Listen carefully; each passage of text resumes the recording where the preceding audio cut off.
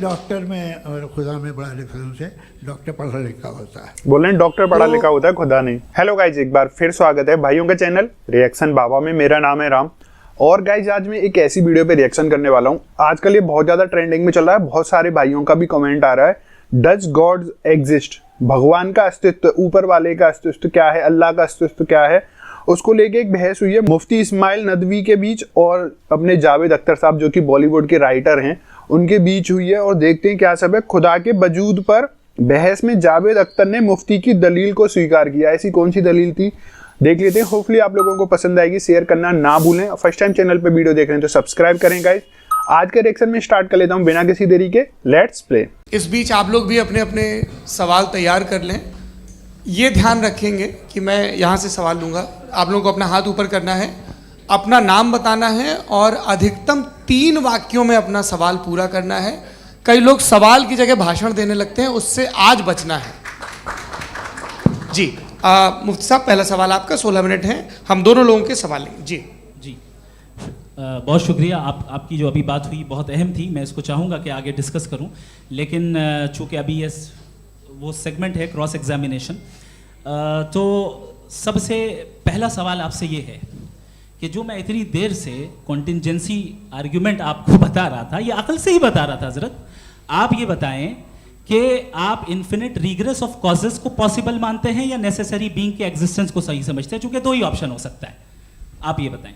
देखिए, आपको मैं ईमानदारी से बात करूं, एक तो मैं कॉन्टिजेंसी वर्ड ठीक से समझता हूँ और इस वक्त भी जो आपने अंग्रेजी के अल्फाज इस्तेमाल किए वो ज़रा थोड़े से मुझे डिफ़िकल्ट और कॉम्प्लिकेटेड लगे, तो आप ज़रा सिंपल ज़बान में सवाल कर सकते हैं? बिल्कुल कर सकता हूँ जी। यूनिवर्स की हर चीज़ कॉन्टिंजेंट होने का मतलब ये है कि वो अपने एग्जिस्टेंस में किसी के ऊपर डिपेंडेड है। जो भी चीज़ डिपेंडेड होगी वो चीज़ इंडिपेंडेंट नहीं हो सकती, तो उसका कोई ना कोई कॉज होगा।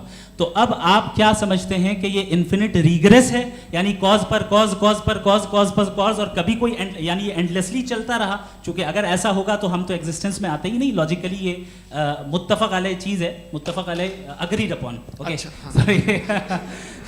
इस पे हमने एग्री किया था कि मुश्किल शब्द आएगा तो अर्थ बताना पड़ेगा। तो इन्फिनिट रिग्रेस तो पॉसिबल नहीं है, तो कहीं ना कहीं आपको रुकना पड़ेगा ऐसे नेसेसरी बीइंग पर। नहीं, कोई ज़रूरत नहीं रुकने की। किसने कहा आप रुकना पड़ेगा? आप रुकते हैं खुदा पे, आप नहीं रुकते। आप कहते हैं वो हमेशा से, जब उस वक्त से जब वक्त नहीं था।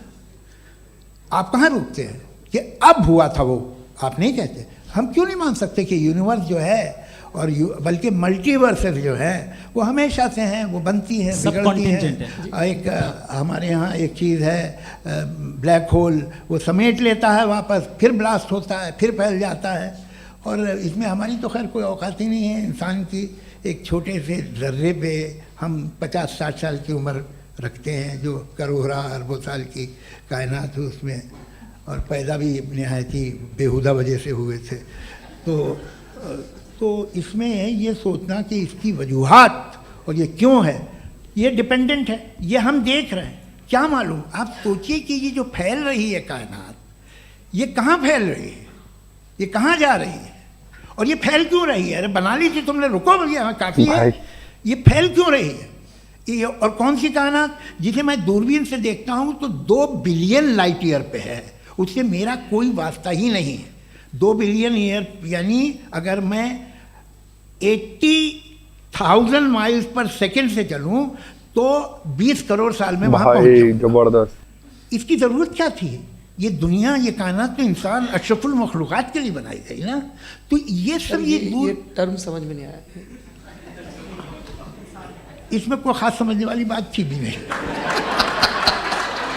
ये जो अल्टीमेट कहा यह जाता है कि ये जो पूरी यूनिवर्स है, ये जो दुनिया है, ये इंसान के लिए बनाई गई। अच्छा, ये सब इंसान के लिए। क्यों साहब, सही है ना?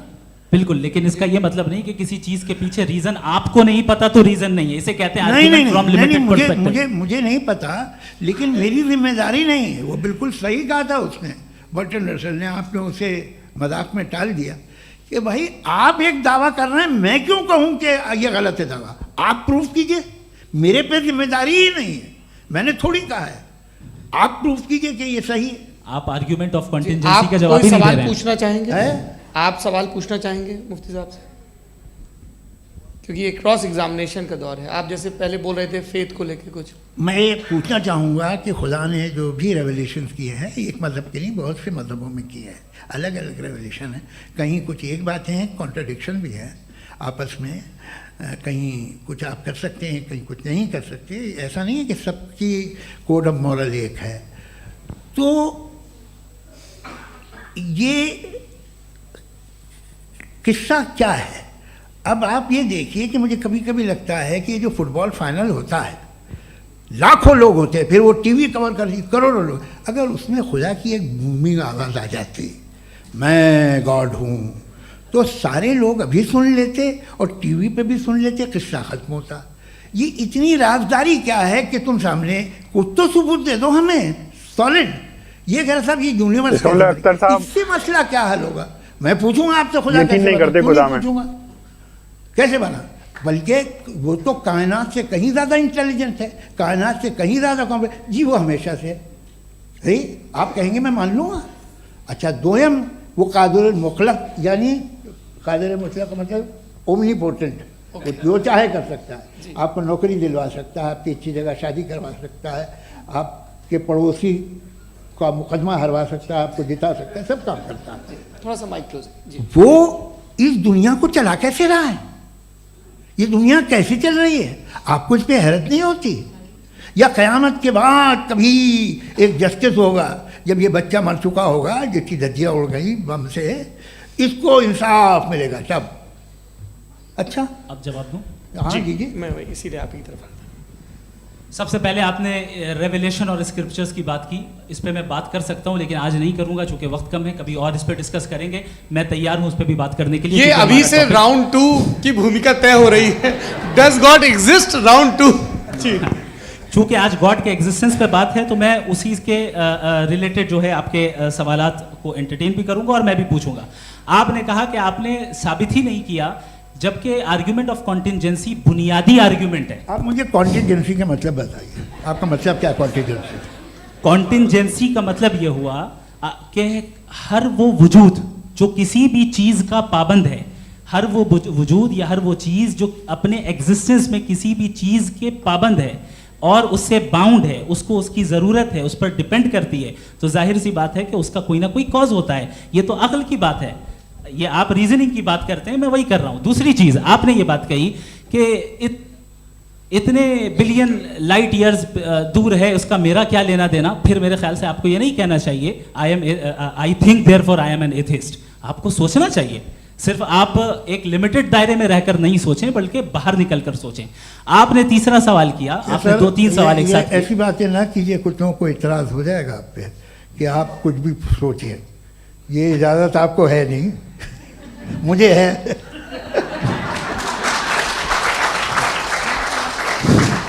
जी, आपने प्रॉब्लम ऑफ इविल के ताल्लुक से सवाल किया और बार बार आप एक लफ्ज रिपीट कर रहे हैं कि ओमनीपोटेंट गॉड है, ऑल पावरफुल गॉड है।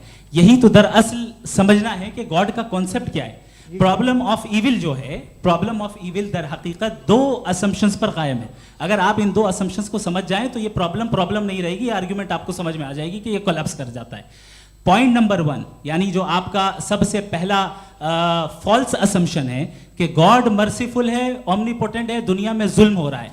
लेकिन आपको ये समझना चाहिए कि हमारे वर्ल्ड व्यू के मुताबिक गॉड सिर्फ ओमनीपोटेंट और सिर्फ मर्सीफुल नहीं है, बल्कि वो ऑल वाइज भी है और वो ऑल नोइंग भी है। उसके हर काम के पीछे हिकमत और विजडम है। ये कोई जरूरी नहीं है कि वो हिकमत और विजडम आपको समझ में आए या मुझे समझ में आए। अगर आप जो समझ रहे हैं उसके मुताबिक आप फैसला कर रहे हैं, ये लिमिटेड पर्सपेक्टिव से आर्ग्यूमेंट है। और इस चीज को हम अपनी दुनिया में, अपने लाइफ में, डेली लाइफ में इस प्रिंसिपल को एक्सेप्ट करते हैं। हम जब किसी डॉक्टर के पास जाते हैं, डॉक्टर के पास जाकर वो अगर उसने हमें कोई दवाई दी है तो हम ये तो नहीं कहते कि जब तक आपके पास जितना नॉलेज और जितना विजडम नहीं है, आपने क्यों ये दवाई दी है, तब तक हम इस चीज को एक्सेप्ट नहीं करेंगे। नहीं कहते, हम उसकी अथॉरिटी को तस्लीम करते हैं। क्यों? क्योंकि उसकी हम जानते हैं कि वो नॉलेजेबल है, वो विजडम वाला है, हमसे ज्यादा नॉलेज और हमसे ज्यादा विजडम है। बताएं सर। मैंने डॉक्टर में और खुदा में बड़ा डिफरेंस है। डॉक्टर पढ़ा लिखा होता है एक, तो मैं उसकी बात सुनूंगा। 2 ये नहीं कुछ जवाब तो ये भी नहीं है सर आप प्लीज, भी आ आप जाइए, अगर चलिए। सब ऑडियंस से बोलने लगेंगे तो हाँ। फिर मतलब नहीं सिविलाइज बहस का। मतलब आप ये कहें कि चूंकि आप डॉक्टर पे बिलीव करते हैं इसलिए खुदा पे बिलीव किए, क्या ये मिसाल आपको समझाने के लिए आर्ग्यूमेंट है, इस पे आपको एतराज नहीं है। बोल रहे हैं डॉक्टर पढ़ा तो- लिखा होता है, खुदा नहीं। सिंपल बात ये है कि मैं अगर ये यकीन कर लूँ कि एक ओमनीपोटेंट उसकी मसलहत है, ये जो बच्चे मर रहे हैं ये मसलहत है उसकी, मुझे नहीं चाहिए ऐसी मसलहत, उसकी मसलहत नहीं, यही मसलहत तो क्या समझना है। मतलब एक्सपीडियंस। अच्छा, इस आपने अभी मेरी बात पूरी सुनी नहीं। मैंने कहा आपका पूरा आर्ग्यूमेंट 2 फॉल्स असम्पशंस पर है। एक फॉल्स असम्पशन मैंने बता दिया, वो क्या दूसरा फॉल्स असम्पशन ये है कि इस दुनिया में इविल के होने का कोई गुड रीजन नहीं है, जबकि हमारे पास बाज रीजंस मौजूद हैं, हमारे पास बाज वजूहात मौजूद हैं। अगर इस दुनिया में इविल ना हो तो आप गुड को डिफाइन कैसे करेंगे? अगर जुल्म ना हो आप इंसाफ को समझेंगे कैसे? अगर तारीकी ना हो तो आप लाइट को समझेंगे कैसे? बहुत अच्छे। अभी और सुन लें, अभी और बाकी है। ये तो बात बहुत पसंद आई साहब मुझे कि जब तक रेप ना हो तब तक औरतों की इज्जत का ख्याल आपने मेरा जवाब पूरा सुना ही नहीं। जब तक के बच्चों का कत्ल ना किया जाए तब तक आपको बच्चों की मासूमियत की इज्जत है। आपने पूरा जवाब सुना ही क्या नहीं। बात है, क्या आपने नुक्ता निकाला हुआ? आपने पूरा जवाब सुना ही नहीं। आप सुन लें, मेरी बात सुन लें। ये मैंने आपको एक चीज बताई। दूसरी चीज, इस दुनिया में हम आए हैं टेस्ट के लिए, हमारा टेस्ट हो रहा है और हर इंसान का अलग अलग अंदाज में टेस्ट होता है।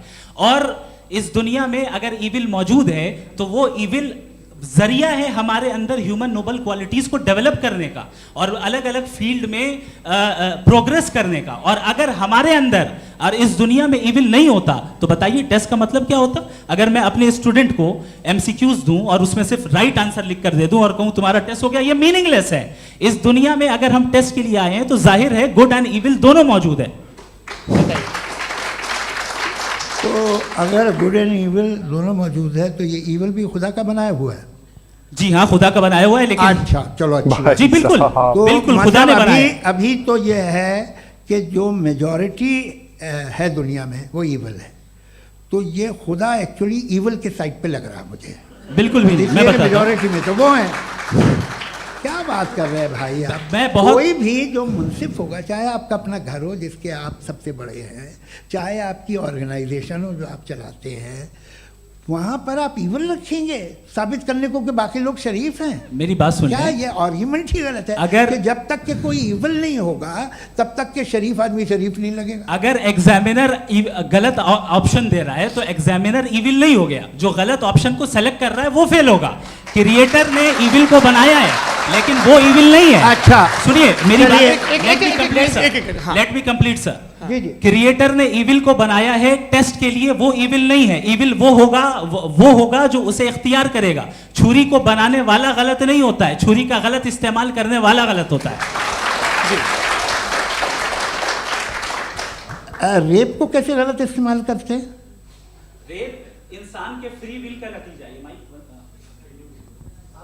ये रेप कैसे गलत इस्तेमाल होता है? ये मुझे अब सुन लें, अब सुन लें। गलत इस्तेमाल होता है। हाँ मैं बता रहा हूँ रेप ना, कैसे गलत मैं बता रहा हूँ जी। कि जो इविल इस दुनिया में मौजूद है उसके कई सारे तरीके हैं। एक तरीका इंसान का अपना फ्री विल है। अब अगर कोई रेपिस्ट रेप कर रहा है तो इसका गॉड का कसूर नहीं है, वो अपने फ्री विल का गलत इस्तेमाल कर रहा है, उसको सजा मिलनी चाहिए। अच्छा। और उसी के लिए जहन्नम बनाई गई है। ये फ्री विल का भी बड़ा चक्कर। आप जब कोई बुरा काम करते हैं या कोई बुराई होती है तो ये कहा जाता है कि ये फ्री विल है। 7 billion free wills are moving on this planet. 7 billion free will. और एक आदमी अपनी फ्री विल से मुझे कत्ल कर दे तो मैं खुदा की मर्जी से मरा हूँ कि इसकी फ्री विल की वजह से? मेरी मौत खुदा के हाथ है या ये फ्री विल वाले के हाथ है? खुदा ने फ्री विल का निजाम बनाया है और उस निजाम का गलत इस्तेमाल करके कोई आपको मार रहा है, इस्तेमाल करके मेरा कत्ल कर देता है। अब मेरी मौत का जिम्मेदार कौन है? वो इंसान जिम्मेदार है। वो इंसान। जी। तो ये कहना कि और उसको खुदा ही उसको जिंदगी उसको देता सजा है। मिलेगी। तो अब आप आगे चलिए कि ये तय करना कि अल्लाह ही या खुदा, सॉरी अल्लाह ने, खुदा ही जिंदगी देता है, खुदा ही मौत देता है, ये गलत है। बिल्कुल गलत नहीं है। हाँ नहीं निजाम उसी ने बनाया फ्री विल का। निजाम मौत और हयात का उसी ने बनाया। You are contradicting yourself. अभी आपने कहा कि एक आदमी ने फ्री विल से आपको मार दिया, इसमें उसे फ्री विल दी गई थी, उसने गलत इस्तेमाल किया। 7 billion free wills are moving on this planet और आप चाह रहे हैं कि मैं सिर्फ खुदा का ध्यान करूं। ये 7 बिलियन फ्री विल्स को मुझे लुक आफ्टर करना पड़ेगा कि नहीं? ये तो तबाहियां कर रही हैं और तबाहियां ज़्यादा हो रही हैं। बिल्कुल। तो अगर आप बताएं अगर खुदा नहीं है फॉर एग्जाम्पल, तो आप इविल को कैसे डिसाइड करेंगे? यानी how can you define evil objectively without God? देखिए, दुनिया में 2 तरह के जानवर हैं, एक जो अकेले रहते हैं जंगल में और एक जो ग्रुप्स में रहते हैं। ग्रुप में जो भी रहेगा, चाहे वो आपका फाउंडेशन हो, चाहे कोई क्लब हो, चाहे कोई पॉलिटिकल पार्टी हो, चाहे कोई यूनिट हो, उसमें आपको इंटरैक्ट करने के रूल बनाने पड़ेंगे। यानी लोग तय करेंगे। लोग तय करेंगे। अगर लोगों ने ये तय किया कि किसी का रेप करना सही है, आप जस्टिफाई करेंगे? नहीं, आपका फाउंडेशन तो ये हो गया ना कि लोग ही विल डिसाइड करेंगे। नहीं, अरे दुनिया में ऐसे ग्रुप्स हैं जो रेप को जायज़ मानते हैं सर्टेन हालात में। मैं डिटेल में नहीं जानूंगा, आप भी जानते हैं। ये जो आईसिस वाले थे, इन्होंने क्या किया था, तो उन्होंने क्या किया उसका खुदा से कोई ताल्लुक नहीं है सर। मैंने सिंपल सवाल किया कि इविल को आप डिफाइन करते कैसे हैं? आइए वापस आइए जी। आप साथ में तभी रह सकते हैं जब कुछ आप ऐसे उसूल डेवलप करें जिसमें हर एक का बेसिक तहफ़्फ़ुज़, हर एक का बेसिक राइट हो और हर एक को कोई आराम मिले। यही तरीक़ा है किसी भी ऑर्गेनाइजेशन जिसमें एक से ज़्यादा लोग हैं और वो ऐसे चलती है ज़िंदगी। उसमें अगर आप गड़बड़ करेंगे तो तबाही होगी, नुकसान होगा, बर्बादियाँ आएंगी। और अगर उसमें आप घर ले लीजिए ना, एक हस्बैंड है, एक वाइफ है, बच्चे हैं, वालदा भी हैं, 2 बहनें भी हैं, एक भाई भी है। अब इसमें कोई निज़ाम आपको चाहिए साथ में रहने का, और एक दूसरे पे भरोसा रहे, एक दूसरे के बहीख्वाह हों, एक दूसरे की मदद करें, ऐसी जिंदगी। सर आपकी बात आ गई। आप ये कह रहे हैं कि लोग डिसाइड करेंगे क्या सही है क्या गलत है, यही है? मेजॉरिटी डिसाइड करेगी क्या सही है क्या गलत है? अरे भाई बिल्कुल। मेजॉरिटी अगर ये कहे कि नाजी जर्मनी के साथ जिस तरह मेजॉरिटी थी कि जेनोसाइड करना सही है, आप जस्टिफाई करेंगे? उस वक्त आपका ये सवाल सिर्फ उसके बाद क्लोजिंग। हाँ, उस वक्त प्लेनेट पे जो लोग थे, उनमें कितने लोग हिटलर को सही समझते? अच्छा, प्लेनेट की मेजॉरिटी तय करेगी, सोसाइटी की नहीं। प्लेनेट की मेजॉरिटी गॉड के एग्जिस्टेंस को सही मानती है, आप क्यों नहीं मानते? ये हेलो ये क्रॉस क्वेश्चन का राउंड यहाँ पर समाप्त होता है। और ये बड़ा अच्छा है कि इस तरह से फ्रेगमेंट कर दिया गया है ताकि जो मरकरी ऊपर जा रहा है नीचे जवाब दे दूं जी। प्लेनेट की ज़्यादातर मेजॉरिटी कुछ दूसरे मजहबों के खुदा को मानती है। आप उन्हें क्यों नहीं? आप तो मेजॉरिटी की बात कर रहे हैं। अच्छा, ये क्लोजिंग आप ये कह रहे हैं इविल और गुड को डिसाइड मेजॉरिटी करेगी, मेजॉरिटी जो कर दे वो सही हो जाएगा। क्लोजिंग इसको जैसा आप ही लोगों ने तय किया है उसी फॉर्मेट को फॉलो कर लेते हैं। हाँ भाई, मैंने तो भले लोगों पे एतबार किया और तब मॉडरेशन तय किया जी। आपके पास 5 मिनट का वक्त है, क्लोजिंग आर्ग्यूमेंट है, उसके बाद हम ऑडियंस से क्वेश्चन आंसर लेंगे जावेद साहब के क्लोजिंग आर्ग्यूमेंट के बाद। ओके, बहुत शुक्रिया जी। हमारा जो टॉपिक है डज गॉड एग्जिस्ट, मैं इस पे इतने एकेडमिक तैयारी करके आया था। मुझे था कि मैंने सोचा था कि कई सारे मैं आर्ग्यूमेंट्स दूंगा, लेकिन वक्त की भी किल्लत और जावेद साहब बार बार इधर उधर चले जा रहे थे तो उसको भी थोड़ा एंटरटेन करना पड़ गया। डज गॉड एग्जिस्ट पे मैं एक ही आर्ग्यूमेंट दे पाया। आर्ग्यूमेंट्स बहुत हैं और डेफिनेटिव आर्ग्यूमेंट्स हैं, और मेरे आर्ग्यूमेंट को किसी एक राउंड में भी इन्होंने एंटरटेन नहीं किया और रेफ्यूट नहीं किया। एक राउंड में भी नहीं, एक राउंड में भी नहीं। और ना ही अभी आपका क्लोजिंग आर्ग्यूमेंट आएगा, नहीं, वो बता देना। Argument of contingency sir. अरे मैं आपसे कई बार कह चुका हूं कंटीजेंसी का मतलब अब मैं कैसे समझाऊं आपको? आपस में हाँ, आप और कितने आसानी से समझाऊं मैं, मुझे तो नहीं समझ में आ रहा है। आप अपनी आर्ग्यूमेंट ऑफ कंटीजेंसी उर्दू में बोल सकते हैं। हाँ, आप अपनी बात पूरी कर लें जी, आखिरी 4 मिनट। दूसरी चीज, just a minute please ma'am, can I talk? दूसरी चीज ये है कि आपने एक तो इसका जवाब नहीं दिया, दूसरा आपने गॉड के ना होने पर कोई डेफिनेटिव आर्ग्यूमेंट नहीं दिया, सिर्फ मजहब पे बात कर रहे हैं आप। मजहब तो आज हमारा टॉपिक ही नहीं था। आज तो हमारा टॉपिक हो, आप मजहब से ले लेकर आईएस तक चले गए। भाई हमारा क्या ताल्लुक है उससे? We condemn them. और उसका गॉड से क्या ताल्लुक है? अगर कोई गलत काम कर रहा है, किसी ने किसी को कत्ल किया, किसी ने किसी का रेप किया, उसको सजा मिलनी चाहिए। और आपके पास कोई भी rational strong foundation of morality नहीं है। आपने कहा कि मेजॉरिटी तय करेगी सोसाइटी की, वो सही होगा। मैंने कहा हिटलर को, फिर आप सही कहेंगे नहीं नहीं नहीं नहीं, प्लैनेट की सोसाइटी की मेजॉरिटी तय करेगी। तो प्लैनेट की मेजॉरिटी गॉड के एग्जिस्टेंस को मानती है, आप कह रहे हैं ये रिलीजियस है। तो यानी आपके पास कोई स्ट्रॉन्ग फाउंडेशन नहीं है ऑब्जेक्टिव मोरालिटी का। ऑब्जेक्टिव मोरालिटी का अगर कोई फाउंडेशन है तो वो सिर्फ गॉड है, गॉड है, गॉड है। थैंक यू भाई, जबरदस्त ये बयान था। एक बार को तो जावेद अख्तर साहब को चुप होना ही पड़ गया, क्योंकि जावेद अख्तर साहब इथिस्ट हैं, मतलब किसी भी धर्म को ना मानने वाले, वो सिर्फ मानवता में मानते हैं, ऐसा मुझे लगता है। और इसका मतलब ये होता है, ऐसा मुझे पता है और आप लोग बता सकते हो। और जो दूसरे भाई जो मुफ्ती थे, उन्होंने बहुत अच्छे से चीज को क्लियर किया है। आप लोगों के क्या विचार हैं डज गॉड एग्जिस्ट को लेके? आप लोग अपने विचार कमेंट में कर सकते हैं। वीडियो अच्छा लगा है प्लीज शेयर करना ना भूलें, और फर्स्ट टाइम चैनल पे वीडियो देख रहे हैं प्लीज सब्सक्राइब करें। आज के रिएक्शन में बस इतना ही, मिलते हैं नेक्स्ट और किसी रिएक्शन में। तब तक के लिए thank you so much for watching. Bye bye guys, you guys take care guys.